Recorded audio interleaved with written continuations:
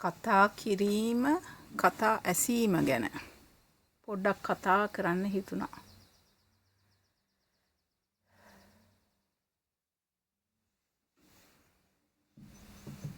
කතා කිරීම පුළුවන් තරම් අඩු කරන එක හොඳයි. මට මතකයි එක ගුරුවරයෙක් අපේ ඉස්සර හිටපු සදහම් මිතුරු සමුළුවේ එක කවියක් තිබ්බා. කතා වැඩි වීමෙන්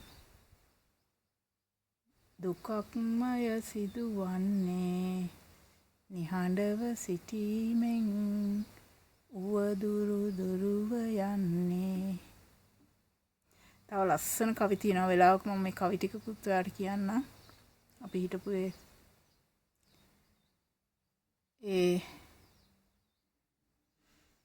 ධර්ම මාර්ගය පිළිබඳ උපදෙස් ගත්ත ඒ පොඩි සමුළුවේ විස්තරයි. තව ඒ වගේ කතා කරන්න අඩුවෙන්ම පුළුවන් නම් කට අරින්න ඉස්සෙල්ලා.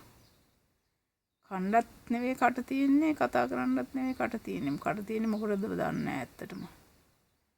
ඕන කරන දෙයක් කියන්න වෙන්න ඇති.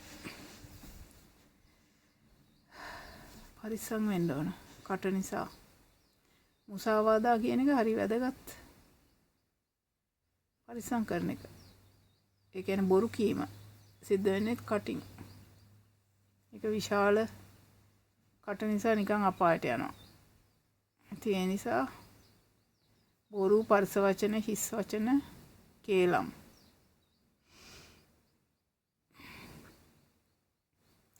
මම ඉන්නවා, මම කියලා කෙනෙක් ඉන්නවා, මම ලොකු කරලා පෙන්වන්න ඕන ඉන්න ප්‍රමාණයට වඩා වැඩියෙන්. එතකොටත් කට පාවිච්චි වෙනවා. සමහරට ඇස් වලිනුත් කාර් ගෙවල් වලිනුත් පෙන්නනවා. නමුත් මේ නැති දෙයක් කටිනුත් යම්කිසි විශාල contribution එකක්, විශාල දෙයක් සිද්ධ කරනවා. ඉතින් ඒ නිසා මේ කට කතා කරන්න ඉස්සෙල්ලා පොඩ්ඩක් හිතන එක හොඳයි. අනිත් එක මොන දෙයක් කරන්න ඉස්සෙල්ලා පොඩ්ඩක් හිතන එක හොඳයි. පොඩ නවත්තන එක වගේ. ඔය නවත්තීම නැත්තම් පොඩි විවේකයක් ගැනීම හරි වටිනවා. ඒ කියන්නේ පොඩි. දැන් ඒ කියන්නේ අපි හිතමු කන්න ඕන නම් එකපාරට කන්න ඉස්සෙල්ලා පොඩ්ඩක් පොඩි ගැඹුරු හුස්මක් අරන් එකේන්ලා පාට ගන්න පුළුවන් නම් මං කියන්නේ මම හයියෙන් අනික් අයට බේන්න ලොකු වෙනසක් තමයිගේ තියනවා වගේ නෙවෙයි. ඒ වගේ කට පිළිබඳවත් ඊළඟට දේවල් දිහා බලනකොටත් මම මේ කටේ ඉඳලා බලන පැත්තට ගියා.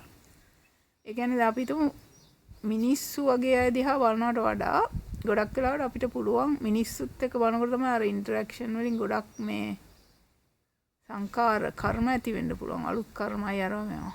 සංසන්දනයි මහා ලොකු පැකේජ් එකක්. ඊට වඩා ලේසි පොඩ්ඩක් දැන් අපි හිතමු අහස, වලාකුළු,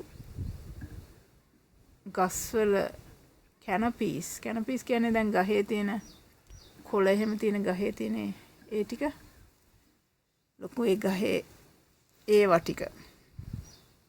ඒ වගේ තැනකට තමන්ගේ ඔළුව පොඩ්ඩක් ටිල්ට් කරන්න පුළුවන්, පොඩ්ඩක් S2 පොඩ්ඩක් ફોකස් කරන්න පුළුවන්.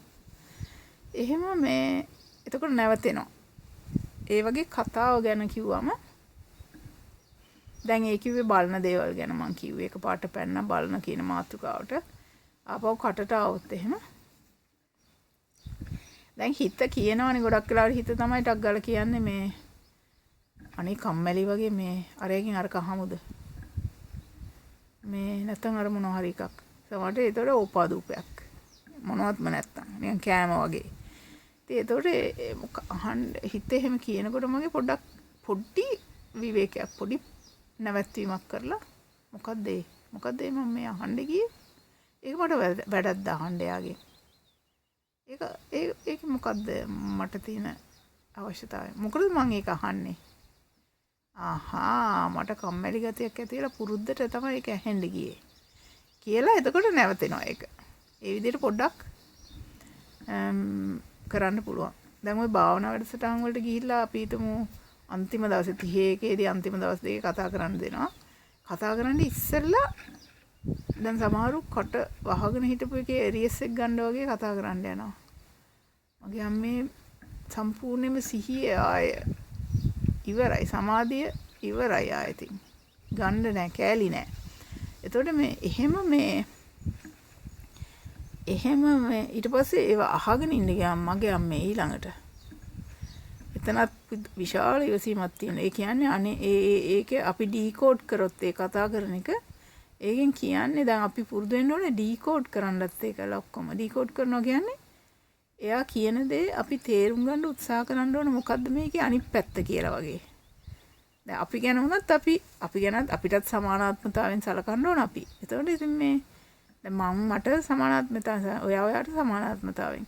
ඒතර බලන්න ඕනේ මේ මොකද්ද මේකේ මේ සීන් එක කියලා. මට පොඩි දුකක් හිතිලා තියෙනවා. මට පොඩි තනිකමක් හිතලා තියෙන මොකක් හරි නරක ෆීලිං එකක් ඇවිල්ලා තියෙනවා. ඒක මට තේරෙන්නේ නැහැ නිකන් දැනීමක් වගේ තියෙනවා. ඒක තමයි මම මේ කටහරහම දෙයක් කරන්න හදන්නේ කියලා. එහෙම බලන්න පුරුදු වෙන්න ඕනේ. ඒ කියන්නේ මේ එතකොට අපේ පැත්ත නවතිනවා. එතකොට දැන් ඊළඟට තියෙන්නේ අනිත් අයගේ පැත්තනේ. දැන් සමහරලාට අම්මෝ මම දැක්ක අර 30 භාවනා වැඩසටහන එක්කෙනෙක් නිකන් කතා කරනවා කිසිම තේරුමක් නැතුව. ඒ කතා කරනකොට මට හොඳටම තේරෙනවා මේ ඒ කතා කරන්නේ මේ ලොකු වේදනාවක්. ගොඩාක් වෙලාවට අපි කතා කරන්නේ අපේ වේදනාව පිට දාන්න. ඉතින් ඒක අතකින් වේදනාව ඇතුලේ තියෙනවට වඩා එළියට දාන එක හොඳයි.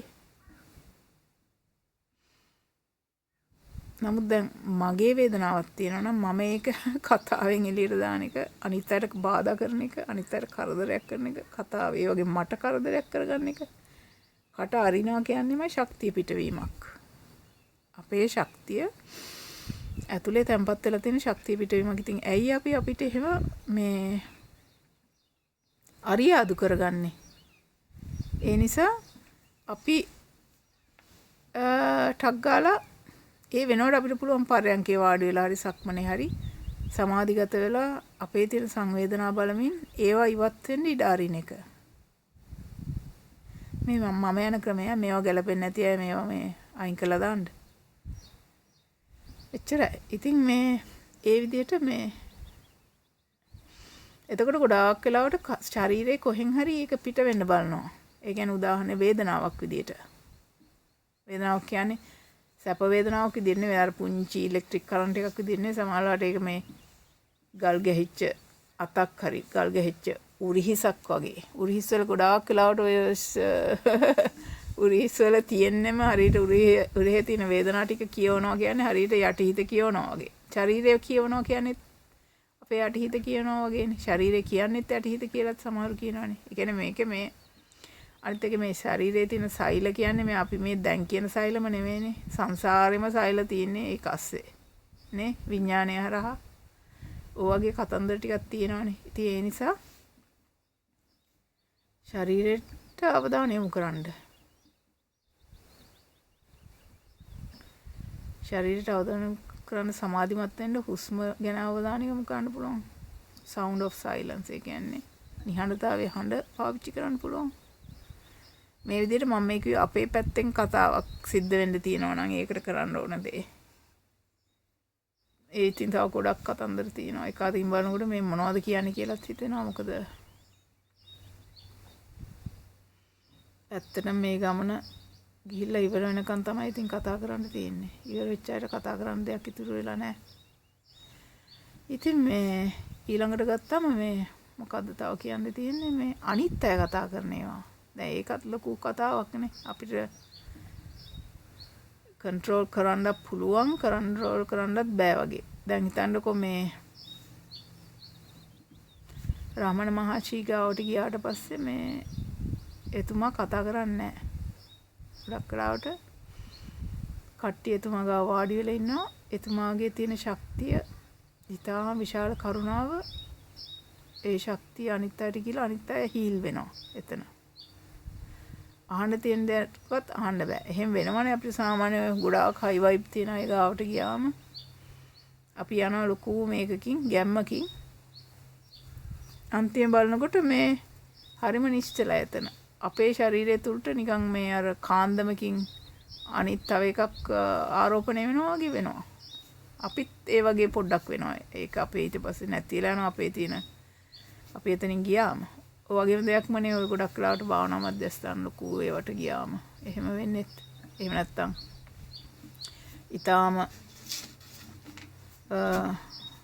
ඊටාම උතුම් උදවියගේ ධාතු තැන්පත් කරපු විශාල ස්තූප වගේ ඒ වගේ තැන් වලට ගියාම එහෙම වෙන්නේ.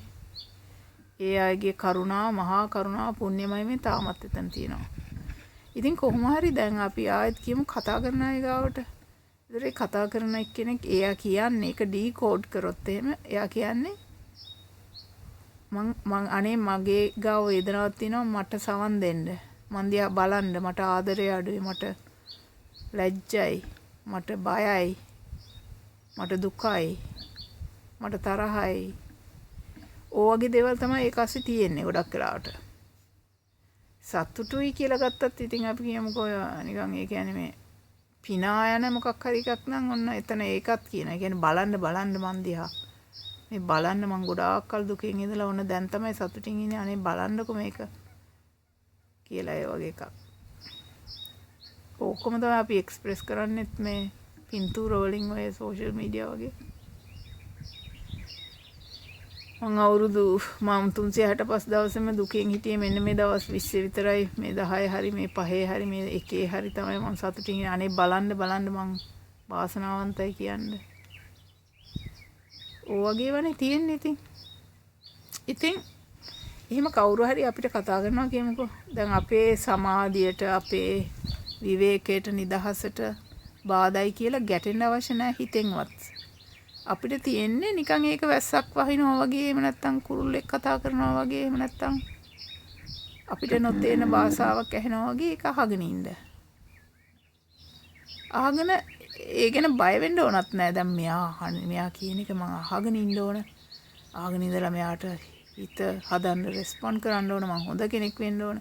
ඒ මොනවත් අවශ්‍ය නෑ. නිකන් වැස්සක් වැටෙනවා වගේ අහගෙන ඉන්නවා. වැස්සට මං හරි ආසයි. ඔයත් ඒ අඳුරට වැස්සට එහෙම ආස වෙන්න. හරි විනෝදයි. එතකොට ජීවිතේ හරි හැම වෙලෙම සතුටින් ඉන්න පුළුවන්. ඉතින් මේ එහෙම අහලා එහෙම ඇහෙනවා. කොහොම අහනකොට අපිට ඉතින් අපේ හොඳම යාළුවා කවුද? ගැඹුරු හුස්මක් අරන් එකේ ඉඳලා පහට ගන්න එක. ගැඹුරු හුස්ම එකේ ඉඳලා පහට. තව ගොඩාක් ක්‍රම ඉතින් තියෙනවා. නාද ආරෝමය. ගැඹුරු හුස්මක් අරන් එකේ ඉඳලා පහට හොරෙන්ම එයාට පෙන්වන්නේ නැහැ ඕන දැන් මං ඩිස්කනෙක්ට් වුණා ගැඹුරු හුස්මක් එහෙම කියලා. තමන්ගේ ලෝකේ තමන්ට ආйти. තමන්ගේ හුස්ම තමන්ට ආйти. තමන්ගේ පෙනහළු තමන්ට ආйти. තමන්ගේ ශරීරය තමන්ට ආйти. තමන්ගේ හිත තමන්ට ආйти. මම මේ කියන්නේ ආකෘතියක් විදියට හොඳේ. මේක ඉහළට යනකොට මම මේ දැන් කියන්නේ ඔක්කොම බොරු වෙනවා. තව ටිකක් ඉහළට ගියාම. ඒ වගේ තමයි ඉතින් මේ කතාව කාටත් කරගෙන යන්න වෙන්නේ. ඉතින් නැත්තම් බොරු කිය ඔක්කොම අයින් කළා කොහේ යන්නද? එහෙම කරන්නත් බෑනේ. ඉතින් දැන් අර විදියට මේ අහගෙන අපි දැන් අහගෙනත් නැහැ. අපි දැන් ඩිස්කනෙක්ට් වෙලා එකේ ඉඳලා පහට ගන්නලා. ඊට පස්සේ මේ ඒ විදිහට අපි හොඳට විවේකයෙන් ඉන්නවා. ඉතින් අරයා දිගටම කතා කරනවා. එතකොට එයාටත් යන්තම් එයාගේ අපේ වයිබ්ස් වලින් අපේ තියෙන අර රිජෙක්ට් කරන හුස්මක් නෙවෙයි ඒක. හොඳ හුස්මක් කරන් අනේ මෙයාට මේ ප්‍රශ්න මෙයා මේ කියවනවා මං ඉස්සරහා. මං අහගෙන ඉන්න ඕනේ මේක. පව් දෙයියනේ. පව් මෙයා. මෙයාට තියෙන වේදනාව මෙයාටවත් පේන්නේ නැහැ. මට පේනවා. කියලා ඒ වගේ කරුණාවකින්. මොකද කරුණාව මෛත්‍රිය කියන ඒවා ගොඩක් වෙලාවට මේ හදවත කියන චක්‍රයේ කිට්ටුව තියෙන්නේ. හදවතට ඉහළට ආව කියන්නේ ඔයා සෑහෙන වාසනාවන්තයිනේ. ඒ කියන්නේ ඒ වගේ වෙලාවකදී කරුණාව හිතට ආවම ඔයාගේ මේ වයිබ්ස් ගොඩක් ඉහළ තියෙන්නේ. ඔයා ගොඩක් කිට්ටුයි හොඳ සහනයක් පුද්ගලිකව ලබා ගන්න. ඉතින් ඒ නිසා ඔයා තුළට කරුණාවක් එන්න ඕනේ. කවුරු හරි කෑ ගහනකොට කොයි වෙලේත් ඇත්තටම නම් මේ ලෝකයේ ගොඩාක් වෙලාවට අපිට තියෙන්න ඕනේ කරුණාව. මොකද හැමතැනම බැලුවොත් කරුණාවම තමයි තියෙන්නේ. එතකොට ඔයාගේ හිත කරුණාවෙන් පිරීලා. එතකොට ඊට පස්සේ හැබැයි ඔයා ඒ කියන විස්තර වලට එච්චර කනෙක්ට් වෙලා නැහැ. මොකද කනෙක්ට් වුණොත් ඔයත් වැටෙනවා එයාගේ වලාස්සට. එනිසා ඔයා නිකන් අර උඩින් වගේ ඉන්නවා. එතකොට අන්තිම හරියදී වගේ ඔයා හුස්මත් තරම් කරුණාවෙනුත් පිරලා ඉන්න ගමන් යන්තම් මොනවා හරි ඔයාට එයා කියන දෙයක් ඇහෙනවා. තොරතුරක්. එතකොට ඔයාට එතනින් අරගෙන එහෙම නැත්තම් ඒක ගත්තේ නැතත් කමන්නේ. ඔයා අන්තිමේ ඔයාට chance එකක් එනවා. එයා ගොඩාක් වෙලාවට ඔය දුකින් ඉන්නේ ගොඩක් එයාමයි කතා කරන්නේ. ඒතකොට අපිට තියෙන්නේ අහගෙන ඉන්න. ඉතින් ඒකත් හොඳයිනේ. දැන් අපිට වැඩකුත් තියෙනවා. අපේ හිත කරුණාවෙන් පිරලා කරුණා භාවනාවක් අපේ හිතේ යනවා. ඊට අමතරව අපේ හිත යනවා සති භාවනාවත් අර හුස්ම කරගෙන එකෙන්ලා පහට ගෙනලා ඒ වගේ. ඊට පස්සේ අපිට තියෙන්නේ මේ අරයාගේ මේ මැදින් අහුනොත් හොඳයි මොකක් හරි නැත්තම් ඔයාට පුළුවන් ඒත් මොකක් හරි කියලා යා උඩට ගන්න. අපිට යා උඩට ගන්න පුළුවන්. ඒ කොහොමද ගන්නෙ? අපිට කියන්න පුළුවන් ඒකනේ බලන්න ඔයා ඒ වෙලාවේ කරපු මොකක් හරි ඒකේ ඕනම දෙයක් පොසිටිව් විදියට සුබවාදී විදියට කියන්න අපිට පුළුවන් ඕනම දෙයක්. දැන් අපිට ඕනම දෙයක් බෝතලයක් තෙල් පිරලා තියෙනවා භාගයක් කියන්න පුළුවන්. එහෙම නැත්නම් භාගයක් පිරලා තියෙනවා කියන්න පුළුවන්. භාගයක් අඩුයි කියනවට වඩා නේ. ඒ වගේ අපිට ඕන දෙයක් සුබවාදීව කියන්න පුළුවන් මොනවා හරි කොනකින්.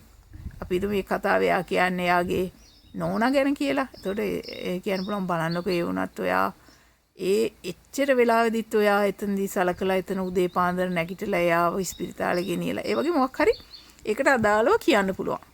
එයා අම්මා ගැන කියනවා නම් අනේ මේ කරදරයි හරි කියලා.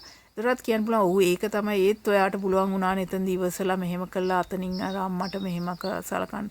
ඒ වගේ මොනවා හරි කියලා එයාගේ හොඳක් කියන එක තමයි වැදගත් වෙන්නේ. එතකොට එයාගේ අර ශක්ති ශේෂ්ත්‍රය ඉහළට යනවා. එයාගේ වයිබ්ස් එයාත් ඉහළට යනවා. එයාටත් සතුට කියලා දෙයක් එනවා. සතුට, කරුණාව, ස්තුතිවන්තභාවය ඔය ඔක්කොම හදවත කිට්ටුවනේ තියෙන්නේ. අර පහළ චක්‍රවල තමයි තියෙන්නේ ඔය කාර් ගෙවල් අනම්මනම් තියෙන ඔය පහළ චක්‍රවල. ඔයා කොහොම හරි හදවතට කිට්ටු වෙන්න ඕන ඔයාගේ හැම වෙලේම මේ ශක්ති ශේෂ්ත්‍රය. මේ ඔයාගේ මට්ටම එතනට ගන්න ඕන. අර පහළ චක්‍රවල හිටියම හරි ටිකක් භෞතික පැත්තට බරයි, ලෞකික පැත්තට බරයි, කරදර පැත්තට බරයි. ඉතින් ඒ නිසා මේ කෙරවලකුත් නැහැ. ඉතින් ඒ නිසා හරි ලේසි මේ ගමන යන්න හදවතට කිට්ටු වුණාම. ඉතින් ඒ නිසා ඒ විදිහට මේ අහන්න ඕන දේවල් ඒ විදිහට අහන්න ඕනේ. අන්න එහෙම ඇහුවම අරයා සතුටු වෙච්ච ගමන් එයාත් අර ඔයා වගේම ඉහළට ගිය ගමන් එයාට අර කතා කරන්න තියෙන ඒවා අඩු වෙනවා. නේ?